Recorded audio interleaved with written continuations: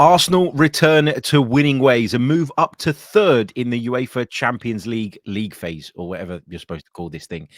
Now, we scored goals from open play as well. There is lots to get into, and I'm delighted to say Mike Stavrou is alongside me to break it all down. Mike, 2 post-match pods in a week. What's going on? How you doing? It's great, isn't it? It's great. It's good to be back. Yeah, I'm enjoying it. I'm enjoying sort of like watching the games and analysing them in a bit more detail rather than just watching it as I was still watching it as a fan, but you know what I mean? You kind of break it down in your head so you've got an idea of what you're going to say the next day. So yeah, it's all good, man. It's fun. Absolutely. I found yesterday's game quite a tricky one to analyse, actually. I sort of was covering the game, obviously, for radio, and I always try and analyze the game as you go, but then I often sit there for a little bit after the full-time whistle and try and kind of gather my thoughts and note down a few bits and pieces that maybe I spotted. I found yesterday quite a difficult game to do that. I'm not sure why. I thought that the start to the game from Arsenal wasn't great, and I thought the start to the second half wasn't great. And, we managed to sort of improve at various points in both halves, which ultimately saw us get the result that we wanted. And it looks like a really resounding win on paper. I'm not saying it wasn't a comfortable win, but there were elements to the game that I looked at and I thought, how much can I read into this, given that we've got so many players missing and that we're so patched up, particularly at the back? What were your kind of overall thoughts of first of all, the performance against Monaco last night? Yeah, I think it was weird. It wasn't us at our best, but I think the way that Monaco play, they allowed us to play well, essentially. So rather than us sort of, battering them, their mistakes, their openness in defense, obviously they pushed the fullbacks quite high up the pitch as well, and they gifted us some opportunities which we should have taken, really. But all of that culminated in a game where we didn't really have to try that hard, essentially, in the first half to take the lead. And then the second half, we saw a bit more of their quality, and I think they kind of just thought, we're going to go for this now. And I think it's weird because with teams like this, it's not necessarily the most competitive league on, and so you're kind of expecting this team, because I was thinking Monaco, where would they finish in the Premier League? I wouldn't be surprised if they finished, mid-table, really. I don't think that's too bold to say. But because they have that Champions League and European pedigree, when they go away to teams in the Champions League, they can turn it on and they can stay in games. And I guess maybe it was our fault for not killing it in the first half, and I'm sure we'll talk about that. But overall, it was weird. I don't think we play particularly well, but 3 points is 3 points, isn't it? I think we played well in certain stages, as I said. I thought, like, after the first 15 minutes, maybe sort of 20, 25 minutes into the first half, I thought we really started to pull them apart. We were getting in behind. We had those 1v1s, 3 of them really that we ought to have scored. 2 of them fell to Gabriel Jesus, 1 to Martin Odegaard. We'll talk about Gabriel Jesus in quite a bit of detail a little bit later on in the pod. But it's funny, that sort of dynamic that you have to face in the Champions League, because you're right to say that Ligue 1 isn't as strong as the Premier League, right? And it's very hard to gauge where Monaco would be on a kind of Premier League scale. But what I would say is, whereas in the Premier League, when you come up against sort of mid-table, lower end of the table sides, there's going to be that kind of tendency to drop into a low block or a mid block and try and make it frustrating for Arsenal. If you're Monaco and you're one of the big fish in your league, it's not easy, is it, to switch your mentality? It's not easy to come to somewhere like Arsenal and say, we need to batten down the hatches and defend. So you're going to get them coming at you, which they did at various points in the game. You're going to get them being bold and brave in their approach. And that's going to leave spaces, as we saw in the first half, where we were slicing through them. And I remember walking sort of down the steps at half time and thinking, we really ought to have put this to bed. And I think when you've got a defense like the one we had last night, you're always going to be a little bit wary of the issues. You're always going to be a little bit wary of what might happen if someone puts you under pressure. Jakub Kiwior, I think people are torn on him, to be honest with you. I'm not sure if he's at the top level. I think he's a good squad player. And I think, we're down to the bare bones when it comes to defense at the minute. So I'm not for a second complaining about Kiwior, but, you can see the drop-off between him and Gabriel. You saw it at Fulham with the goal that they scored at the weekend. You look at Miles Lewis-Skelly at left back. I guess that's a good place to start in terms of sort of going into individuals. What did you make of his display? He's not been fit for a little while, so it was the first game back for him. I'd assume that's why he didn't play the entire 90 minutes. It wasn't because he was bad or that we were particularly vulnerable down that side. What did you make of his performance? Are you impressed? Have you learned anything new about him? Yeah, I mean, first of all, I've got to just say I think we're really lucky to be at a time when we've got both him and Ethan Waneri coming through at the same time. And I think because the player Waneri is and his skill set, he's taken a lot of the limelight, I would say, and people have not forgotten about Miles Lewis-Skelly, but he's definitely seen, I think, by the majority of fans as someone who's slightly below Waneri. And I think that's maybe slightly unfair. And look, they do play in different positions, and Miles Lewis-Skelly's a midfielder playing out of position at left back. But I thought he was brilliant, to be honest, on his Champions League debut, to have that assurance and that confidence. Because let's be honest, and he was playing at left back, but we did have the ball for the majority of the game, and he was playing in midfield essentially. And I really liked, first of all, what he offered us because in terms of us, how we're playing right now with Thomas Partey at right back, he obviously, plays in a back three in possession, which means that the left back has to slot in as basically one of the central midfielders and build up. And I don't think Jurrien Timber, that's his strength. I think his strength is bombing on, linking up play and thrusting forward. He's got real sort of like power when he goes forward. Miles Lewis-Skelly, I see him as someone who can get his foot on the ball, can dribble, and make key passes going forward. And I thought he was really, really good at that. I just pulled up some of the numbers. Scott Willis, who, if you don't follow on Twitter, puts up some really nice stats about Arsenal. But he had 47 passes, four progressive passes, 4 progressive carries, which is carrying the ball up the pitch, 2 out of 2 dribbles completed.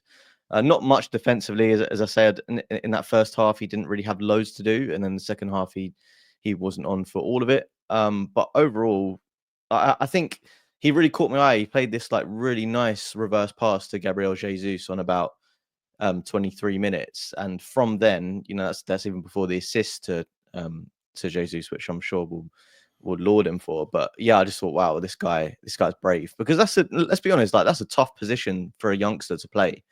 We all know, like, we've not seen loads of them from the academy come through. I'm thinking of Jack Wilshere, and I don't really know many that have gone on to become like sort of not superstars, but make a real impact in that position. So yeah, fair play to him. Yeah, absolutely. You're right to point out the passing accuracy. There was a bit going around from Opta Joe last night as well.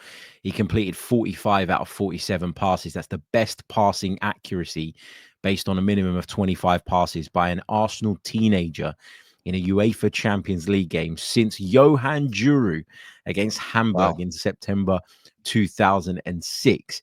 And that was in the month that Lewis-Skelly was born. So that's how long it's been since someone of that sort of age profile has come into the side and put in that type of passing performance. Look, I think with Miles Lewis-Skelly, I'm very much of the opinion that he is a midfielder, not a fullback. And I think when we played Liverpool, very top opposition, and he had to come on in that position. And I know it's difficult coming in cold off the bench. I thought he struggled. And I looked at him, and I didn't want to sort of go after the young lad. I didn't want to sort of lay into him because I don't think that's fair. But what I did say was, to me, he's more a Zinchenko than a Timber, if that makes sense. Yeah, like his definitely. strength is getting on the ball and dictating play and drifting into those midfield areas. And I don't think that those types of players are going to be the best defenders because their very nature goes against defending. It's all about moving forward. It's all about being progressive. And I completely get and understand all of that. I just think, for me, like this was exactly the type of game that Miles Lewis-Skelly needed. It's Champions League, so the prestige is there. It's a massive confidence booster, and it's against the side that, in truth, were never going to cause him that many problems. So it's kind of a nice way of breaking in and easing in. I thought his pass for Jesus, which you touched on there, was outstanding. Does that kind of prove what we've just been saying about him being the forward thinker, about him being the progressive passer? And is that essentially maybe what you think Arteta likes so much about him, because he's gone down that route of that type of player many times before? I think look, it's bravery, and because just comparing him to Ethan, because obviously they're coming through at the same time. If he makes a mistake in that area of the pitch, it's not really a big deal. You've got loads of players behind you. If Miles Lewis-Skelly is sort of on the edge of his box and plays a pass that's slightly off, it's likely the opponent's going to have a chance on goal. So the margins for error is way higher for him, and I thought that didn't deter him at all, and the occasion didn't deter him at all, and he was just so comfortable, and talk about press resistance. And it's funny because I saw the two of them obviously playing it on the same side, but I thought Lewis-Skelly was more press resistant than Mikel Merino. I thought, when this guy receives the ball, it sticks to his boot. He's able to dribble. He's able to get out of situations. That's not Merino's strength, but I just thought, this guy has got, 10, 11 years on him. And he already looks like, and obviously, look, they're different profiles of players. I'm not directly comparing them, but in that instance, I just thought, this guy has got it. And I think, that sort of adage of, if you're good enough, you're old enough. I think that applies to both these two, because they've not really looked out of sorts when they've come into the team at all, which youngsters can look. I remember Flo Balogun when he played against Brentford on the opening day when Lacazette and Aubameyang were out. He looked like a deer in the headlights. So maybe that's different circumstances. He wasn't expecting to play, whatever it might have been. First game of the season under the lights against a promoted team. But I've never seen that, to be honest, with those two, and it's just it's really impressive. He's really well built as well, Miles Lewis-Skelly, which I think is interesting. And it kind of speaks to the fact that he was predominantly a midfielder. For what it's worth, I think his future lies in the left-back position. If he's going to make an impact at Arsenal, I think it's going to be from there. But he's really stocky in his build, and he seems to be able to, use that kind of low center of gravity and stockiness to hold people off, to move people the way he wants to move them. And as you say, it makes him really sort of capable and competent when it comes to of course, protecting the ball. We talked about that pass, outstanding pass. I don't really know that there's a great deal more to say on that, but that pass was for a man who it feels like right now, Mike, just can't buy a goal. Gabriel Jesus had two great 1v1 opportunities last night. He fluffed them both. He did provide a peach of an assist for Bukayo Saka, and you've got to give him his flowers for that. But this was a night where, for me, Gabriel Jesus had to make a bit of a statement. It's one goal now in 32 games, I think, across all competitions, which is, and I know, look, they've not all been starts, those 32 appearances, but I'm seriously concerned about this now. And I've gone from someone who wasn't obsessed with the idea of bringing in a striker, who didn't feel like it was the main priority, to someone who now very much believes that that's what Arsenal need to be looking to do in January.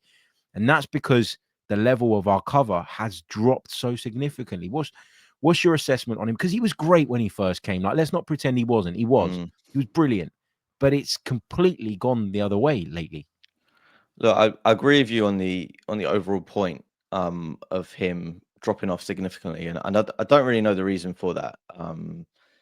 Even at Man City, look, he was never the star. He was always the guy that could be relied on to come in and do a job and be versatile, and he hasn't been that for us. So I think that's what we were expecting, and that's been the disappointing part.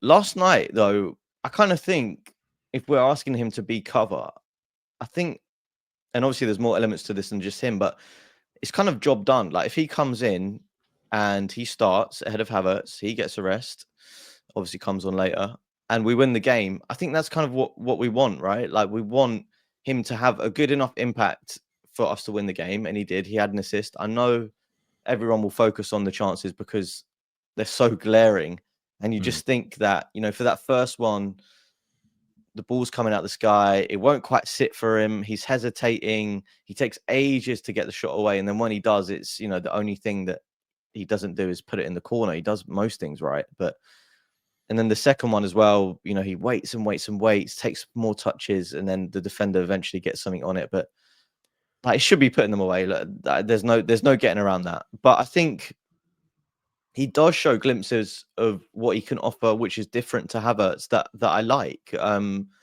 he peeled off a few times off the left-hand side. Havertz doesn't necessarily tend to operate in those areas, and he also makes runs in behind and floats around, which, again, Havertz doesn't do. So I think he's obviously not going to become a goal scorer overnight. He's not going to become that kind of player. I think we just need to hope that he can have more performances like he did yesterday. Because look, I didn't think he was bad. I thought overall he played well. And again, like, I've looked into the numbers of him: 2 progressive passes, 2 key passes, obviously the assists, 3 shots, which is what everyone will focus on, with a 0.9 xg. So that's a pretty high number there. But overall, I didn't think he was terrible. But we had this conversation a few weeks ago when he started against Nottingham Forest, and I said to you, I thought he was good. But then, he's asked to come on in a game, and he doesn't make any impact at all. Like the other day against Fulham. So it's a really tough one. It's really hard. It's like, what do we need from him? What do we want? And essentially, the answer is we just want more, but we're not seeing it. It feels like he needs to kind of play his way through it. But then I say that, but then we're talking about a really bad run of return out of 32 games, 32 appearances. And some of them have been 10 minutes at the end of this game, 5 minutes at the end. I get that, right? And I appreciate that. I think the context there is really, really important. I thought his overall performance yesterday, like you said, was okay. It was okay. It wasn't great. It wasn't brilliant, in my opinion, but it wasn't bad by any stretch of the imagination. And actually, what I was saying at halftime, and I was discussing it with Tom Canton of the Gooner Talk, and he suggested this as well, was why not take Martinelli off at the break, who clearly was A, not having a great game, but B, was very, very close to picking up a second yellow card. I think had that been a Premier League game, he may well have been off. He would have been gone. He would have been gone, absolutely. But there was this kind of, we were both speaking about it, and we were sort of, well, we got to get Martinelli off, but I'm not sure that I want to take Jesus off, because he's right on the cusp of doing it. He's right on the cusp of getting that goal that might be the lift-off point for him. And I thought that maybe at halftime the right way to go was to take Martinelli off, put Jesus on the left, and bring perhaps Kai Havertz on. But this is an ongoing issue with Jesus. And whatever we say about his overall performance and however much we defend him, because we all like him and we think he's a great character and he's a great leader, in the sense of his attitude is always right. You can tell that he cares, he wants it. Because of that, I think we do defend him a little bit too much. And right at the top level, you got to be ruthless. And we need to show that ruthless side, I believe, if we're going to progress and upgrade in that position, because that could be the difference between winning trophies and not winning trophies. I touched on Martinelli there. I want to talk to you a little bit about what I believe to be the Martinelli Trossard cycle, right? Trossard starts a game at the weekend, plays poorly. Martinelli starts the next one, plays poorly. Trossard starts the next one, plays poorly, and so on and so forth. It just feels like we're going around in circles with those two players. And again, look, we won 3-0 in the Champions League, which is nothing to be sniffed at. I don't want to sound like I'm being negative here, but are we seeing that we need an upgrade on that left-hand side? Are any of them capable of putting in consistent performances to the level that we require? Because I'm really struggling to see it this season. Yeah, look, I mean, the easy answer is no. I did see things from Martinelli that I liked in that game. Just I don't know if you noticed, but very early on, I was having flashbacks to Granit Xhaka of a couple of seasons ago, because Martinelli picked up the ball and Marino ran in behind. I was like, oh my God, I've not seen this in so long. A central midfielder making a run beyond the defender. Like, this is how you create space against like low blocks. And it was kind of like, I think it's not just Martinelli. It's that left-hand side. I think it's fair to say that the relationship that Saka, Odegaard, and Ben White or Timber have on that right-hand side, it's extremely difficult to replicate. And we are a sort of right-leaning side. There's no doubt about that. But I'm sure you'll come across a lot of teams where they favour one side. But that left-hand side needs work as a whole. And I think this whole chopping and changing, last season, Havertz in central midfield, this season, Mikel Merino, but there's been Declan Rice there.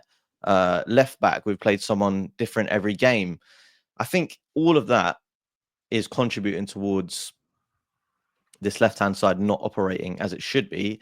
And obviously at the point of that is Martinelli or Trossard. So I agree with you. Their performance levels haven't been up to it, but I think it's symptomatic to a degree of the left-hand side not being operational. Because what did we see in that game? We saw, and I think we've spoken about this in the past as well, when Jesus is there, I think they link up better. Martinelli and Jesus link up better. They just have a better relationship understanding than him and Havertz. And so we saw a bit of functionality. We saw a bit of rotation. As I said, Martinelli collects the ball. Merino makes a run in behind. He finds him. Ball crossed in. And then for the goal, it's the other way around. And it's Jesus who gets it. But he's still operating on that left-hand side. And then when's the last time we saw Saka score a tap-in? I don't remember. He always has to score the worldies, doesn't he? But he's finally sort of been able to arrive in an area and score an easy goal because that left-hand side, at least, has been operating slightly. So I think it's a bigger issue. But I definitely share your frustrations with both of them too. I think Martinelli's got this habit of not really dribbling, but just sort of walking like a crab and sidestepping instead of dribbling. And I'm like, is that an instruction? Is that just I don't know. It's weird, isn't it? It is. It's like a hesitation that he has. Like one of the things that really kind of,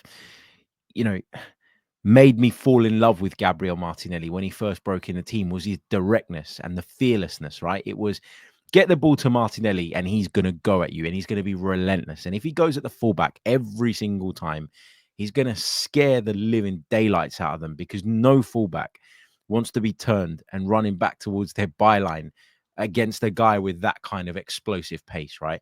I don't think his pace has gone, by the way. I've seen some suggestions of that. I don't think his pace has waned in the slightest. What I think it is there's a hesitance now. Is it something that's maybe, and I don't want to put it on Mikel Arteta, but has he been coached out of his game maybe? Is there, in this kind of search and obsession with control, is there a part of Mikel Arteta that has sort of fought against Martinelli being a bit unpredictable and being explosive? And does he want him to put his foot on the ball the way he does? Because for me, that's the big difference and the big change in his game. Was he ever the best finisher? No. Was he ever the best passer? No. Did he always make the right decisions? No. But because he was relentless and he beat you so many times, he was going to do something. Like the law of averages said that he was going to do something. Also, on the left-hand side, and I think you're absolutely right to point out that it probably works a little bit better with Jesus and Martinelli linking up, Merino being in there as well helped. I think that's because we had two left-footed players playing on the left-hand side. So Miles Lewis-Skelly there, and then you've got Mikel Merino, and it just gives you a bit more balance, doesn't it? With Granit Xhaka, where it worked really well, we had that left-footed player. With Declan Rice playing there, and maybe Timber playing at left back, you end up with another two right-footers in the team, and the tendency to go sort of wide or to go on the outside isn't really there as much because those players naturally invert. And I think that's a lot to do with maybe why that left-hand side hasn't been as functional. But look, you're right to say that we're a right-leaning side, and there are lots of sides that lean on one side, right? Wherever your best players are, that's where you want to get the ball as much as you can. Understandable. But I do think we need to add a bit more variety. And I think the only way we get that variety is if we can find the right balance. This was a midfield last night, by the way, Mike, that loads of people spoke about in the summer. Lots of people said when we signed Mikel Merino that what we saw last night, Rice at the base, Merino and Odegaard should be the midfield trio. Do you subscribe to that idea? Have you ever subscribed to that idea? And what did you think of it last night? Yeah, I think there's definitely positives to it. And, talking about those Merino runs from deep, but that's really what we've been missing and what Granit Xhaka offered when he went into that position that we've just not been able to replicate. Havertz couldn't do it. Very different player. Marino's not been able to do that so far. And maybe it is about that balance. And, having Declan Rice a bit deeper because of his recovery ability in that position gives Merino maybe a bit more license to push forward. And then because, a lot of the space of the pitch is operated by Odegaard and Saka, because we're a right-leaning team, that often means that there's a bit more space on the side of Merino to exploit. And I think I can see that balance working. I don't think it is anywhere near a finished product, but man, we need some consistency. We need like those relationships to build. And one of the big sort of losses of these sort of small but minor injuries is that we've not been able to develop those relationships this season. And look, I know when you become an elite team and you play in multiple competitions, including the Champions League, you need to rotate. But I just don't think we're at that space or time with our squad that we're able to interchange players and not see a drop off. Yeah. Like City have done for so long, not this season, obviously. Haha. Yeah, what about that, eh? Yeah, had to get that in there.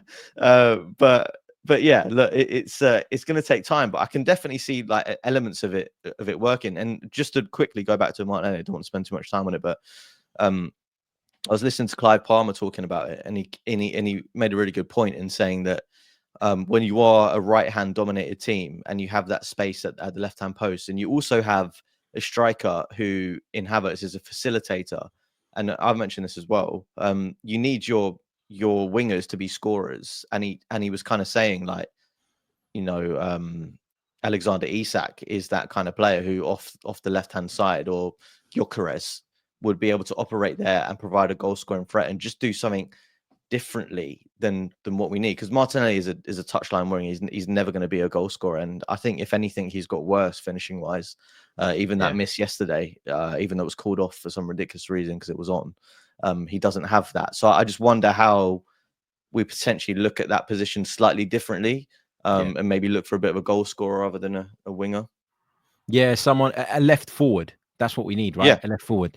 But where we've got that slight imbalance, I think, deeper in the team, in that left 8 position at times, at left back, I think that's sometimes why Mikel Arteta sticks with Martinelli, even when he's having stinkers, because he thinks that defensively he's going to protect in a way that a lot of other players wouldn't. And I think that's why even when Martinelli was going through some really bad form, he was getting picked a lot of the time ahead of Leandro Trossard, because defensively, for me, he gives you a lot. I mean, we saw it at Man City away. We saw it at Spurs away. He was incredible defensively. And I think that's what keeps Mikel interested in Gabriel Martinelli, I think, personally. But hey, just looking at the Champions League table to round up, we're third at the moment on 13 points. It's not an amazing return. We're 5 points off the top. Liverpool leading the way. They're doing brilliantly, not just in the Premier League, but in Europe as well. They've won 6 out of 6. We've obviously won 4, drawn 1, and lost 1. Look, we're in the top 8 as it stands, which is ultimately where we want to be. But we can't really rest on our laurels, because there are 4 teams just a point behind us, another 2 that are 2 points behind us, and another couple, in fact, another 5 that are 3 points behind us. So with 2 games to go, Dinamo Zagreb at home, you feel like we should win that. Girona away, who gave Liverpool a good examination, I thought, the other night. There's still work to be done, isn't there, Mike? And I guess we'll round up by talking about the work that needs to be done. And I'm interested to get your thoughts on this new format, because I said at the start of the season, I'm going to give it a chance. But I find it so damn difficult to follow. Like, the table changes dramatically every time a goal goes in. I'm really struggling with it. How are you finding it? Yeah, to be honest, I've not, and maybe this is just because it's something new, and obviously, like, we're as humans, we're averse to change, and we hate change, and we're so used to that Champions League format. I think what's slightly missed, and maybe this won't be a factor in the years to come, but having that sort of double header of games back to back, and also having that familiarity of playing a team and then playing them again, you kind of know what you're going to get. And I guess the new one, the argument for the new one is that every game's different. I don't know if I like that. I kind of like to have a bit of familiarity and know what we need to do, know what we're coming up against. But I guess for the neutral, it's more exciting. But for me, I've not really enjoyed it. And similar to you, like, usually I'm quite on top of things with Champions League fixtures. I start the week after a Premier League weekend, I've got no idea what the Champions League fixtures are. I've got no idea. And even a few weeks ago, that Real Madrid versus Liverpool game, that is a game that is a final of the Champions League. Like, that's not a sort of game that really means nothing at that time, because teams could have gone either way since then. It feels strange. It feels strange. I think these games, when you play them too often, it takes the meaning away of them already. Yeah. For me. I was thinking about this last night as well on my way home. If you're Mikel Arteta, it's a nightmare because you've got to prepare for 8 different opponents in the group stage rather than 3. Yeah. And imagine the workload that puts on coaches, analysts, and players. Having to sort of be drilled in certain ways to play certain teams. I never really had a problem with the old format, to be honest. I really always enjoyed the Champions League, even on group stage nights when people said there was a lot of dead rubbers. Yeah, fine, whatever. But I liked the fact that I got to sit and watch different teams. And I could look at a group and go, oh, I'll have a look at Bayern Munich tonight. I'll have a look at Real Madrid tomorrow night. Yeah.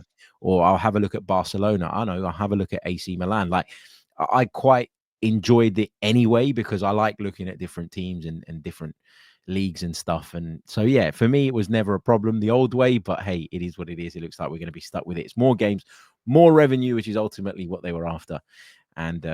And so I can't see it changing anytime soon. Mike, it's been an absolute pleasure, as always. Thank you so much for joining me. I've got to run off now to a kids' nativity play, which, look, I want to go for my son, but to say I'm not looking forward to it would probably be underplaying it. Yeah, not the day after an Arsenal game. Come on. Thank you for joining us. Let people know how they can follow you and all the rest of it. Yeah, so probably best place is on Blue Sky now. That's where I tend to be at Mike_Stavrou, I think, because the usernames are really long, aren't they? But if you .bsky.social. yeah, London.uk, whatever it is, it's mad. Yeah, if you search that. But yeah, if you want to sort of follow the podcast that I produce, it's the Athletic FC podcast, and it's out daily, Monday to Friday. So yeah, go and give that a listen. Brilliant stuff. Make sure you check it out. Make sure you give Mike a follow. Make sure you leave us a like on the video. Subscribe to the channel if you're new. If you're listening on audio, please do leave us a review, and we'll be back with another episode of the Chronicles of a Gooner podcast tomorrow, where we'll begin looking ahead to Arsenal's game against Everton at the weekend. It's another must-win. There's no room for error, especially in the Premier League for the Gunners now, and we'll get into that one on the next episode. I'll see you all then. Until then, take care. Have a good day.